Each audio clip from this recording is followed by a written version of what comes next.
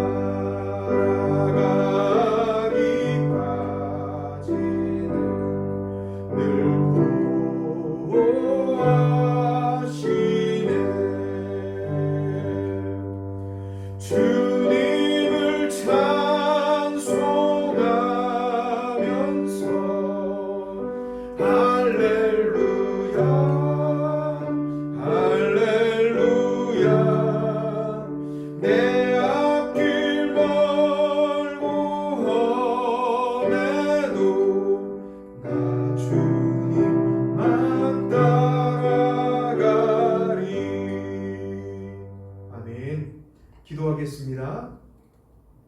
사랑이 많으신 하나님, 이 시간 우리가 함께 예배를 드릴 수 있도록 인도해 주심에 감사를 드립니다. 교회에서든 온라인으로 예배드리는 어느 처소든 성령 하나님 함께 하여 주시고 우리의 예배를 받아 주시옵소서. 코로나가 우리의 예배를 막을지라도 우리의 예배는 계속 이어질 줄로 믿습니다. 우리의 입을 막을지라도 복음을 증거하는 기도는 끊이지 않고 계속 이어질 줄로 믿습니다. 사랑하는 우리 천안영 모든 성도님들 가정마다 안전하게 지켜주시고 강건하게 하여 주옵소서.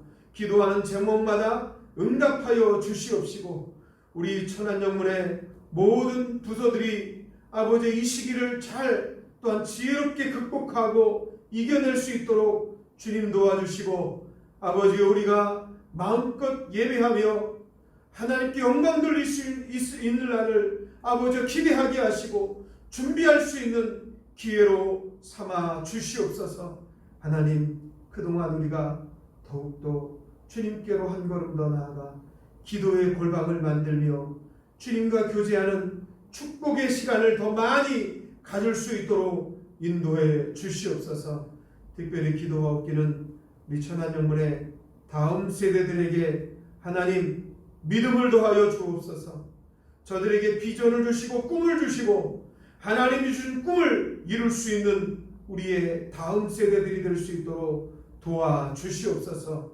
아버지 저들이 또한 이 코로나의 시대에 참으로 어려움을 겪고 있습니다.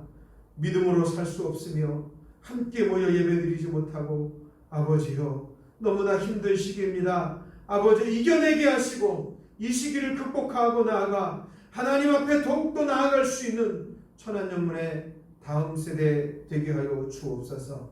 이 시간 또한 함께 말씀의 은혜를 나누려고 하오니 주여 지혜를 허락하여 주시고 영의 귀를 열어주셔서 말씀이 들려줄 때 아멘으로 화답하게 하시고 말씀을 통하여 내 심령이 새로워지는 때가 되게 해 주옵소서.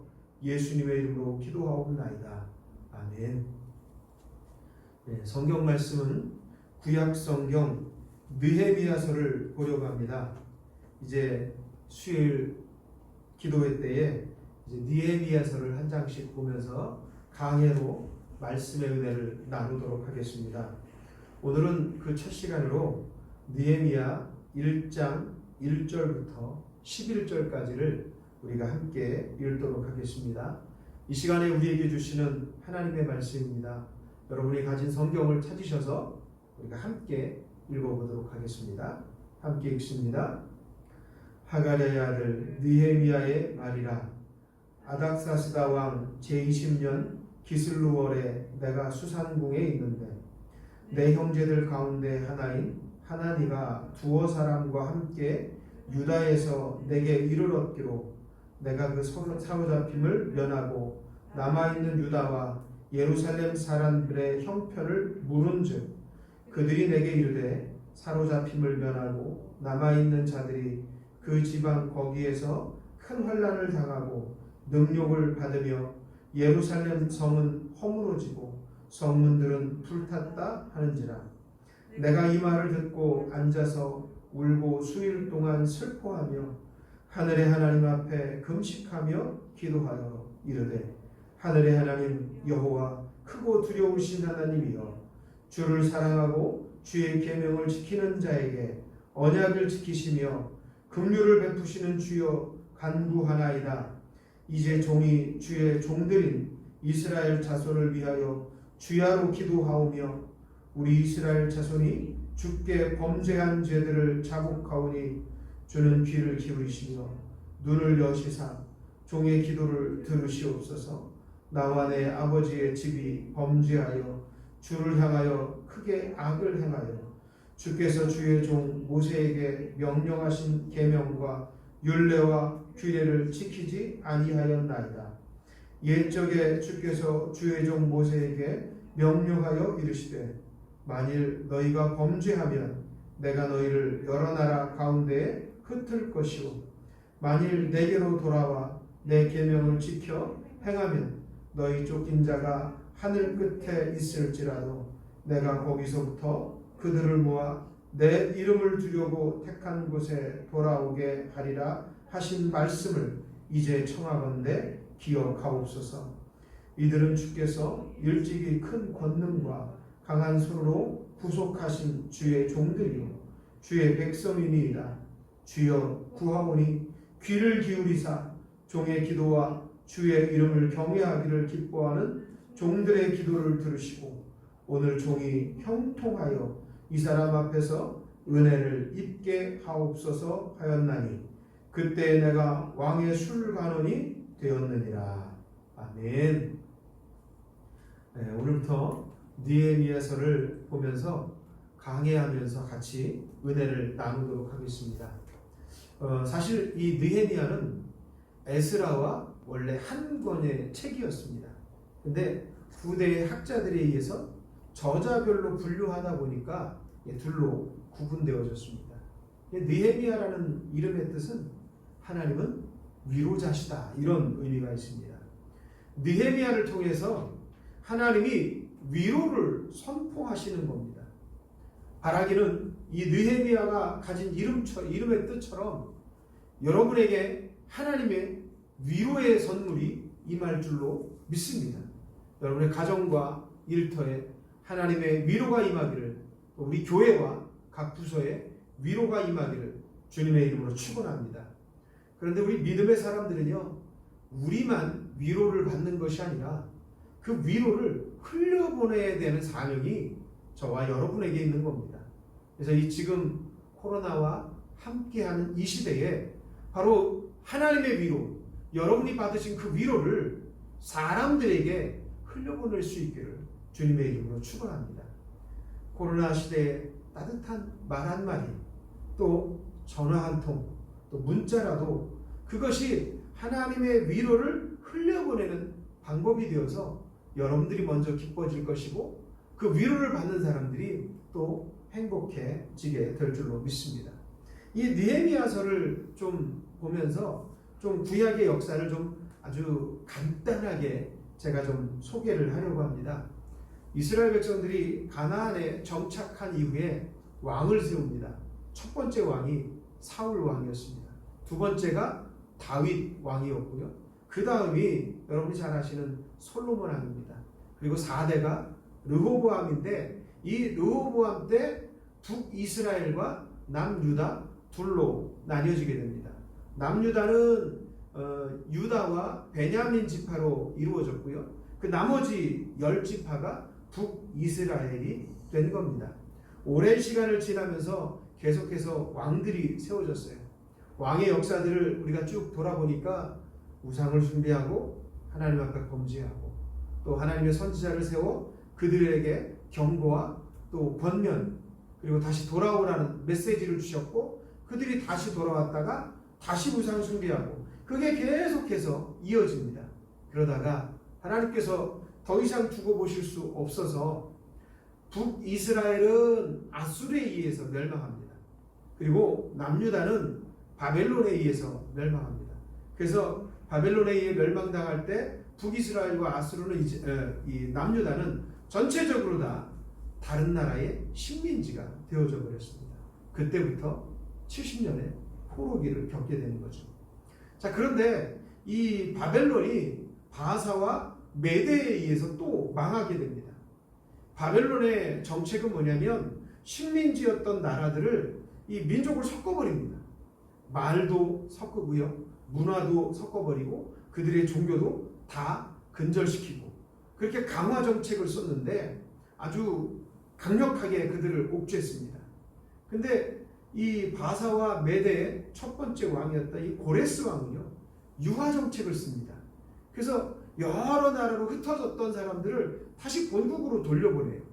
그리고 그들이 식민지 나라의 종교도 인정해주게 됩니다. 그래서 말라기서나 학개 선지자의 시대 때에 그들이 다시 돌아왔고 고향 땅에 돌아와서 이제 그 성전을 건축하는 이야기들이 나옵니다. 포로기에서 돌아올 때 바로 그게 고레스 왕 때에 있었던 이야기입니다. 근데 그럼 이 느헤미야는 그 어느 시점에 있느냐면 포로기에서 돌아오는데 그 포로기에서 느헤미야도 돌아와야 되는데 돌아오지 못하고 계속 남아 있었던 자입니다. 1차 포로기한 때도 남은 자였고요. 2차 포로기한 때도 남은 자였어요. 1차 포로기한을 이끌었던 사람이 우리가 잘 아는 총독 스룹바벨입니다. 두 차례의 기한을 보면서 느헤미야는 아마도 마음속에 계속해서 본국으로 돌아가고 싶었을 것입니다.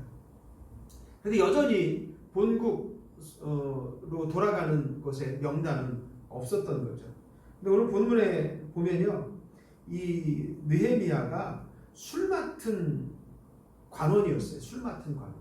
이 술 맡은 관원이라는 건 대단히 그 왕실에서 중요한 직책이었습니다. 당시에는 사실 정변도 많이 일어나고 이게 중앙 집권, 독재, 또 전제주의다 보니까 왕의 자리나 신분은 가히 절대적인 위치였어요. 당시에는 신과도 같은 그런 위치에 있었던 것이 당시 왕과 황제의 자리였던 겁니다. 그러다 보니까 언제나 독살과 암살의 그런 위험에 노출되어 있습니다. 그래서 그 부하들 중에 신하들 중에서도 이 왕과 가까이 있는 그런 신하들은요, 아주 신실한 사람, 성품이 돈독하고 좋은 사람, 인격이 좋은 사람, 신망이 두터운 사람, 그런 사람들로 뽑아서 왕의 주변에 포진을 시켰던 거죠. 특별히 왕이 먹는 음식, 또 느헤미야가 했던 이 술에 관련된 것도 늘 이 느헤미야가 확인을 하고 왕에게 주는 거예요. 그러니까 아주 왕 옆에서 항상 근접해서 하루에 꼭 몇 번씩은 만나야 되는 그런 직업을 가지고 있었던 거죠. 그러니까 특별히 이 독재 국가, 전제주의 국가이기 때문에 더 그렇다는 거죠.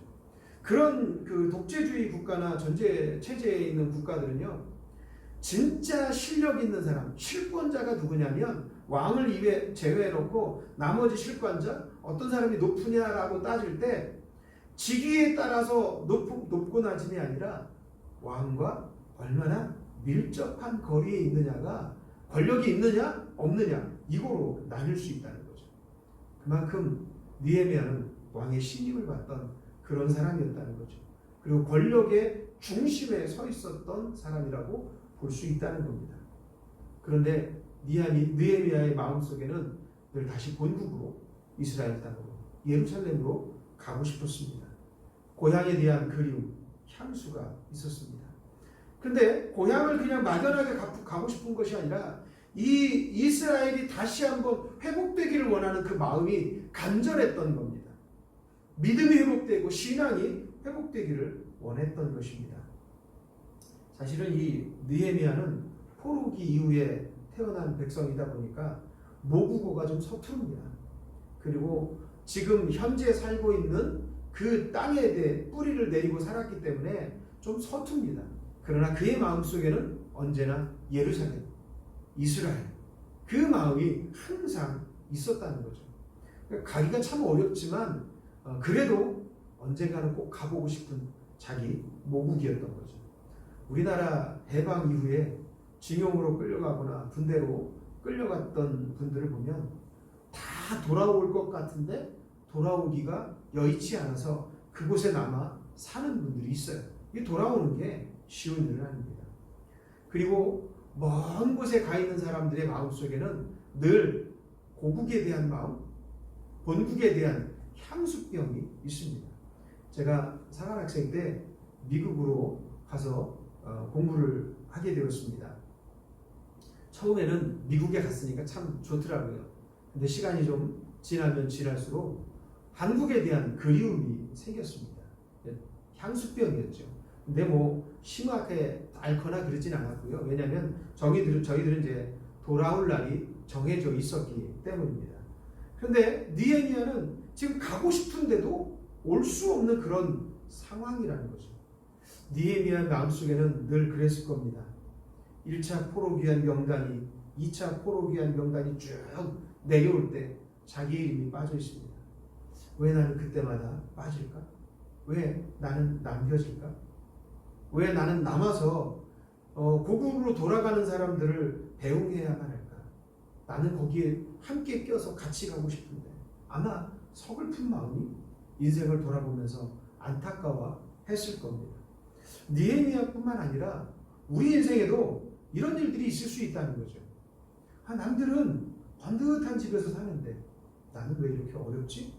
남들은 좋은 일 많이 하는데 좋은 일들이 많이 생기는데 나에게는 왜 이렇게 좋은 일들이 생기지 않는 걸까? 그러면서 남은 자 나는 낙오자가 아닐까? 나는 실패자가 아닐까? 그렇게 인식하며 살 수 있다는 겁니다. 느헤미야는 1차 때, 2차 때 본국으로 못 돌아가고 그곳에 남아 있었습니다. 그러나 하나님은 그 남겨진 자 느헤미야를 통해서 이루시고자 하는 하나님의 놀라운 계획이 있었다는 겁니다.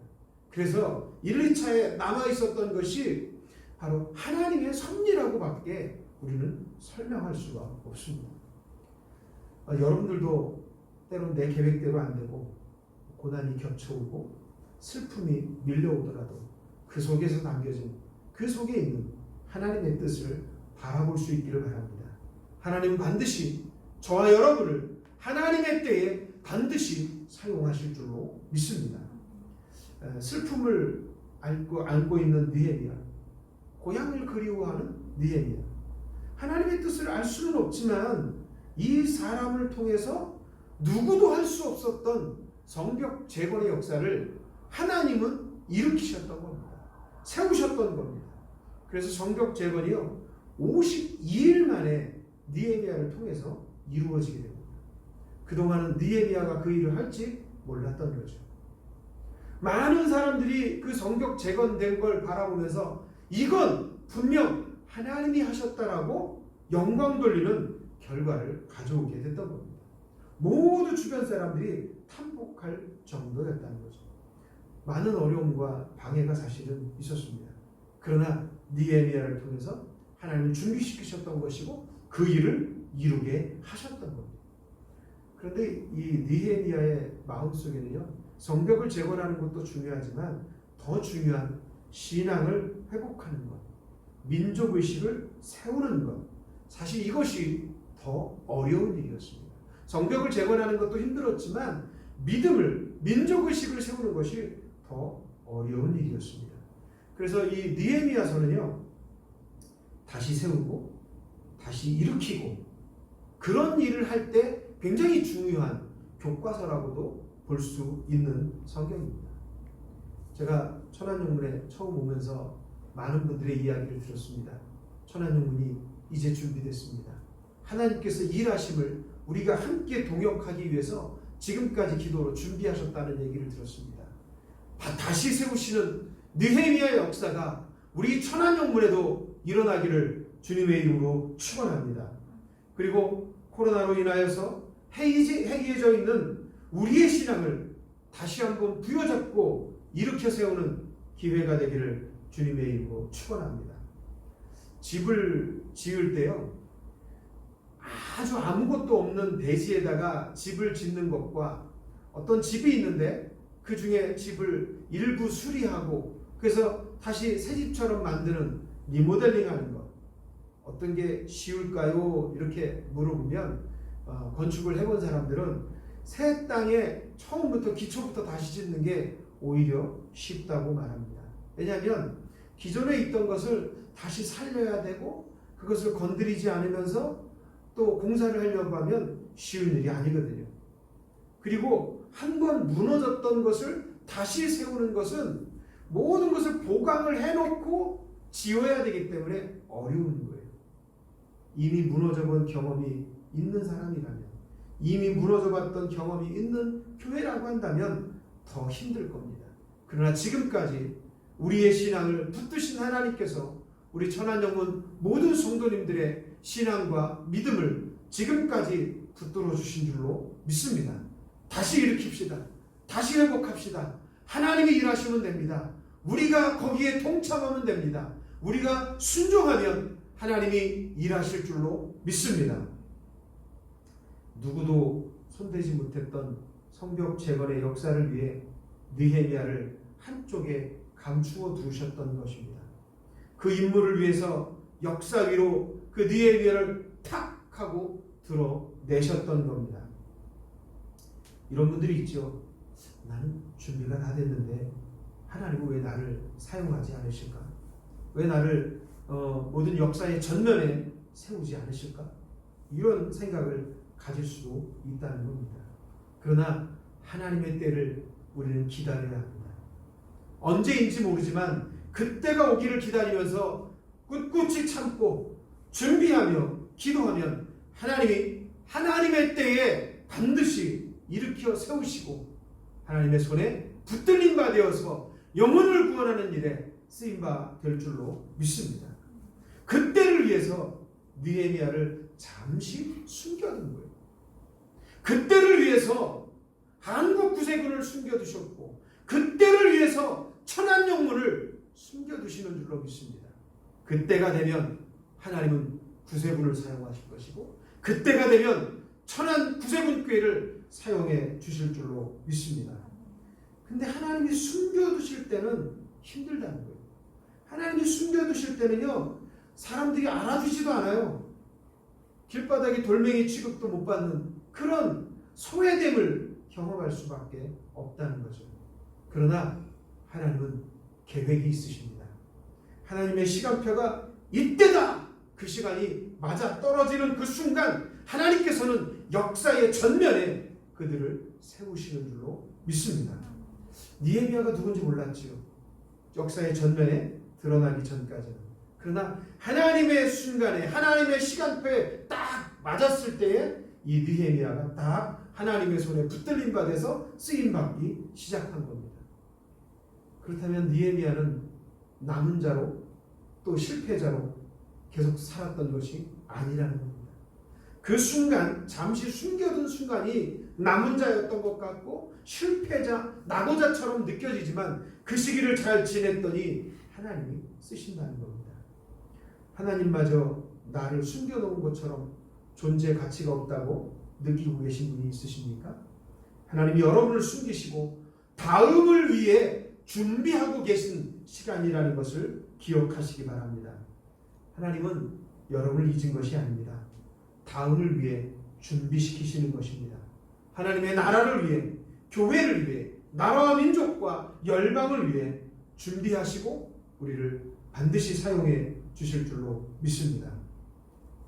천안영문을 이곳 천안에 세우실 때 86년 전에 천안 시민의 구원을 위해서, 천안 시민의 영적 행복을 위해서 이곳에 교회를 세우신 줄로 믿습니다.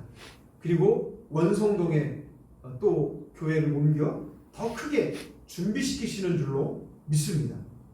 느헤미야가 있는 곳은요, 예루살렘과 약 한 1000km 떨어진 곳이었어요. 1000km. 그러니까 우리 서울에서 부산까지가 한 430km인데 왕복하고도 남는 아주 먼 거리에, 요즘 같으면 부산이 뭐 대수니까 핸드폰이면 부산의 소식을, 아니 지구 반대편의 소식도 금방금방 실시간으로 알 수 있는 시대입니다. 그런데 이 느헤미야가 살던 시대는요, 하루 길만 가도 무슨 일이 일어나는지 모르는 아주 그렇게 이제 깜깜한 상황이 될 수 있는 거죠. 근데 1000km 떨어진 그곳에 고향에 대한 마음과 뜻이 느헤미야 속에 있었다는 거죠. 그래서 고향 땅에 대한 소식을 언제나 귀를 기울였던 겁니다. 느헤미야는 1000km 떨어진 곳에 있었지만 늘 마음은 고향 땅에 예루살렘에 있었던 겁니다. 자, 그래서 1000km 떨어졌지만 그 거리가 문제가 아니라는 거예요. 아주 먼 거리에 있는 예루살렘이지만 아주 먼 거리에서 예루살렘을 위해서 기도하게 하시고 준비시키셨던 거죠. 거리가 문제가 아닙니다. 교회가 멀고 지금 비대면 예배를 드리니까 교회에 오지 못하죠. 그러나 이것이 문제가 아니라는 겁니다. 지금 우리가 있는 그 자리에서 기도하고 그 자리에서 주님 만나고 그 자리에서 주님을 찬양하는 것이 지금 우리가 해야 할 일인 줄로 믿습니다. 그리고 하나님의 계획과 주권을 믿으시기를 주님의 이름으로 축원합니다. 동방의 작은 나라 한국, 하나님께서는 1908년에 이곳에 구세군을 세우셨습니다. 그런데 하나님은 시대마다 한국 구세군을 사용하셨죠. 한국을 위해서도 해외를, 외국을 위해서도. 특별히 몽골과 캄보디아를 우리가 선교를 하게 되었습니다. 거기에 개전하고 거기에 교회를 또 대표부를 또 시설들을 하게 됐어요. 하나님은 몽골과 캄보디아를 품을 수 있도록 한국을 준비시키셨던 겁니다. 2012년부터 캄보디아가 사역이 시작이 되어졌는데 그 전에 벌써 계속 품은 그 캄보디아를 푸는 사관님들과 성도님들이 계속 계셨더라고요. 그분들의 캄보디아를 품음을 통해서 그곳에 구세군이 들어갈 수 있었던 겁니다. 또 감사하기는 천안영문이 하나님의 계획에 의해서 천안영문을 세우시고 캄보디아에 스탄제이 영문을 세울 수 있도록 하신 것도 하나님이 준비시키셨던 거예요. 여러분들 어떻게 생각하세요? 하나님 이렇게 놀라운 계획을 저와 여러분에게도 가지고 계시다는 거죠. 그래서 그 일을 지금 이루고 계신 거예요. 그 역사의 전면에 저와 여러분이 서 있는 줄로 믿습니다. 하나님 이렇게 정확하게 틀림없이 모든 일들을 이루어 가신다는 겁니다. 하나님은 영혼의 구원을 위해 누군가를 준비시키고 계십니다. 캄보디아를 사랑하는 사람, 그 사람을 들어 하나님은 준비시키시고 일하게 하시는 겁니다. 하나님은 예루살렘 성벽 제거를 위해서 1000km도 넘게 떨어진 그 아주 먼 곳에 있는 그 느헤미야의 가슴 속에 예루살렘에 대한 열정을 품게 하셨던 거죠. 민족에 대한 열정을 품게 하셨던 겁니다. 오늘 본문 1절과 2절을 다시 한번 같이 읽어보도록 하겠습니다. 1절, 2절입니다. 하가랴의 아들 느헤미야의 말이라. 아닥사스다 왕 제20년 기슬루월에 내가 수산궁에 있는데 내 형제들 가운데 하나인 하나니가 두어 사람과 함께 유다에서 내게 이르렀기로 내가 그 사로잡힘을 면하고 남아있는 유다와 예루살렘 사람들의 형편을 물은즉. 아멘. 느헤미야를 시작하면서 바로 그런 얘기를 하고 있는 거예요. 수산궁에 있는데 포로 귀환을 통해서 갔던 자기의 형제 하나니가 무슨 이유에서인지 모르지만 다시 그 수산궁 쪽으로 왔던 거예요. 근데 물음으로 이 예루살렘에 대한 이야기로 이 느헤미야가 시작이 된다는 거예요. 그 얘기 뭐냐면 느헤미야의 마음속에 예루살렘에 대한 간절함이 있었다는 거예요. 간절함. 그리고 열망이 그 속에 있었다는 걸 우리는 알 수 있습니다. 하나님은 분명 다시 갔다가 지금 이곳으로 다시 왔습니다. 그에게 가장 먼저 물어보고 싶은 것은 가족들은 어떤지 이런 것이 아니었다는 거예요. 느헤미야의 마음속에는 예루살렘과 성벽, 그들의 삶, 이스라엘 백성 전체의 모습 속에 삶이 어떤지가 궁금한 거였던 겁니다. 이 고향의 소식을 듣는 것은요, 그 고향에 살고 있는 사람들이 고향 소식을 듣는 그 주변의 이야기를 듣는 것보다 아주 먼 타지에 있는 사람이 고향 얘기를 듣는 것과는 아주 환희하게 다릅니다. 외국을 나가면 모두 다 애국자가 된다는 말이 있습니다. 느헤미야도 그런 것 같습니다. 고향 소식에 눈시울을 적시는 것입니다. 여러분 모두 느헤미야처럼 하나님의 준비시키심을 또 이겨내시고 감당하시고 거룩하게 하나님의 때에 느헤미야를 쓰셨던 것처럼 저와 여러분을 사용해달라고 준비하며 기도하기를 주님의 이름으로 축원합니다. 반드시 하나님은 천한 영문을 들어 사용하실 줄 믿습니다. 저와 여러분을 반드시 들어 사용해 주실 줄로 믿습니다. 기도하겠습니다. 하나님 감사합니다. 느헤미야의 말씀을 이제 시작하면서 느헤미야를 준비시키신 하나님, 그 하나님께서 우리 천한 영문을 준비시키시고 한국 구세군을 준비시키셔서 하나님의 때에 우리를 귀하게 사용해 주실 줄로 믿습니다.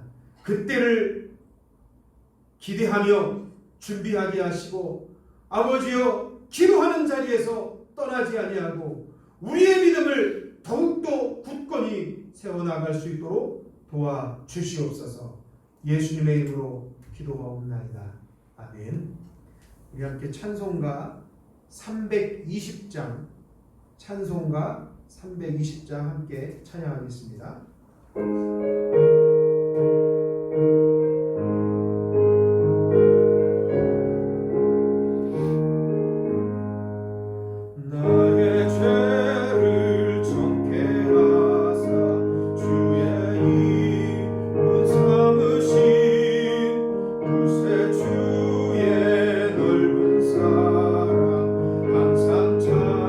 찬송합니다.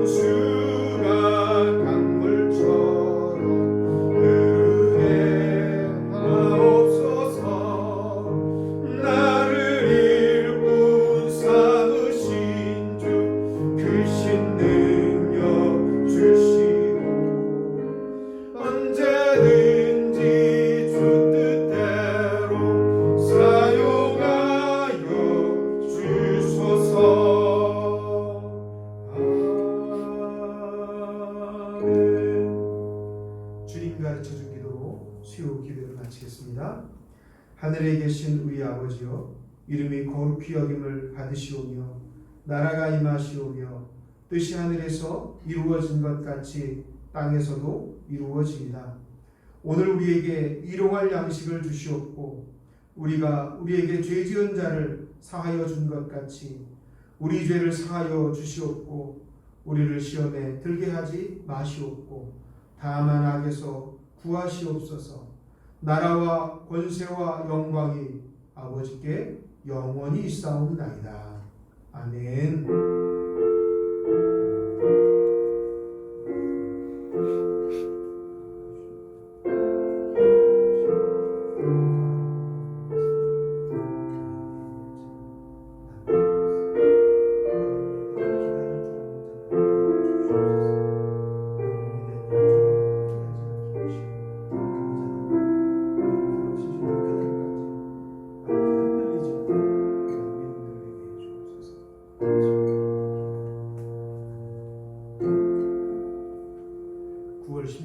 수요 기도회를 마치겠습니다.